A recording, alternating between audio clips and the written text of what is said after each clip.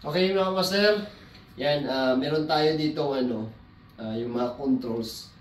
I-share ko naman sa inyo paano tayo mag-troubleshoot. Yung unit na to mga master, hindi to siya inverter non-inverter to. Kung makita nyo may contactor, may kapasitor. So ngayon, i-share ko sa inyo ngayon paano tayo mag-troubleshoot kung kunyari yung indoor umaandar pero yung outdoor natin hindi umaandar. So, ganito ang unang gawin natin mga kamaster pag mag-trouble tayo para mabilis natin mahanap yung problema. So, unang gawin natin, kailangan natin gumamit nito, clamp meter or digital tester, okay lang yun. Basta, kasi mangyayari natin ngayon, gagawin natin is, mag-test voltage. So, ito yung mga kamaster, ituro ko sa inyo. So, itong banda dito mga kamaster, yan, yan. Dito, itong part na to, imagine lang natin na to, indoor unit. Okay? So kung makikita nyo mga kamaster yan, umaandar na siya. May display siya. Yung fan motor natin umaandar. Yung indoor motor. So, unang gawin natin mga kamaster, ganito oh. Share ko sa inyo ha. Turo ko sa inyo para mabilisan. Kasi yung iba meron pa rin nagguluhan sa ganito kahit non-inverter lang siya. May mga nagguluhan pa rin mga kamaster yung mga nagtatanong sa atin. Okay. So ito mga kamaster, ito yung indoor unit. Ito yung indoor unit, ito yung board niya. Tapos ito yung terminal. So ang unang gawin mo natin mga kamaster, kasi umaandar yung yung fan motor, umaandar yung indoor. So test voltage natin yung itong neutral at saka yung signal is. Ngayon kung may makita kayong yan may makikita kayong voltahe, yan may 220 siya. So ibig sabihin dito sa indoor na part walang problema. Nagbibigay siya ng signal papunta dun sa outdoor. So, after nun, sigurado na tayo dun sa indoor, nagbibigay siya ng signal. Dito naman tayo sa communication wire natin. Yan, kung makikita nyo, ito dito, banda, imagine nyo ito mga kamaster na ito yung outdoor, terminal ng outdoor to. So, itong wire na to, ito yung communication wire natin, papunta dito. So, i-check natin naman. So, dito tayo ulit sa neutral, tsaka signal. Okay, neutral, tsaka signal. Yan, kung makikita nyo, meron din siyang 220, di ba? So, ibig sabihin, may kurinting pupunta sa outdoor unit natin, pero bakit hindi umaandar yung outdoor unit natin? So, ngayon, ang gagawin naman natin mga kamaster, ang susunod natin i-check yung coil ng contactor. Yan. Makikita ito mga kamaster, yung gilid na yan, para sa mga baguhan lang din.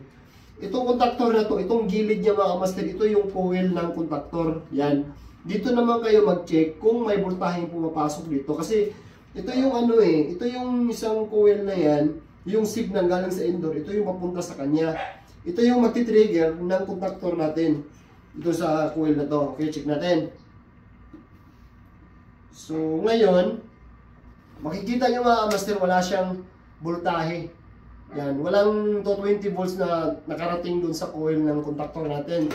So, ngayon, ang check naman natin mga master, sunod nun, kasi itong isang wire na to, ito yung nanggagaling sa signal dun sa indoor unit, di ba? May mga unit kasi na ginamitan ng mga pressure switch. Katulad dito, yung makita nyo itong mga to.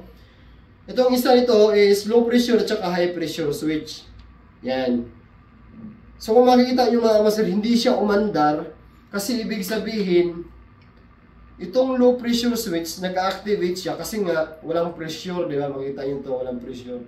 Kaya ngayon, ang nangyayari ngayon, hindi siya nakakarating dito sa coil ng contactor yung voltahe. Kaya hindi siya umaandar. So, ang gagawin nyo nga, master, for temporary lang, i-check nyo muna na pwede nyo gawin, i-direct mo nun yung yung dalawang wire ng low pressure switch natin. Pwede nyo i-directa yan. Kasi, ang nangyari to sigurado, ang problema lang nito is nasa pressure switch natin. Either low pressure or high pressure switch. Kasi, nakakarating yung voltahe dito sa terminal ng outdoor natin eh. Ang problema na lang is hindi nakakarating yung kuryente dito sa coil ng contactor. So, maya nito, ngayon mga kamaster, i-direct natin do yung wire nitong dalawang low pressure switch. Okay? So, direkta natin muna natin. Direkta.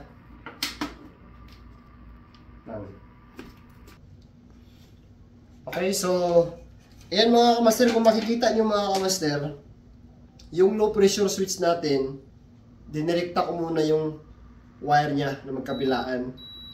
Okay? So, i-test naman natin ngayon kung may voltahe ng nakakarating dito sa coil ng contactor natin. Yan. Ngayon mga kamaster, meron na siya. Kasi nag-trigger na rin yung contactor eh. Yan, kung makita nyo, may 220 na siya. Yan. Kasi nag-trigger na rin yung contactor eh. Ngayon, ibig sabihin mga kamaster, kung ang system natin, yung unit natin may pressure naman, pero hindi siya nagtitrigger gawa dito sa low pressure switch, ibig sabihin, sira na yung low pressure switch natin. Yung iba naman, nagtitrigger siya, hindi siya nag-activate, nag-activate siya kasi walang laman yung system ng unit natin. Okay, so ganun lang mga kasi pag nag-troubleshoot tayo ng mga ganitong unit. Ngayon, kung makita nyo, hindi siya umano ng compressor pero nakatrigger yung contactor kasi binunot ko yung common ng compressor. Pagka kinabit natin to, gagana to. Yan. Kita nyo?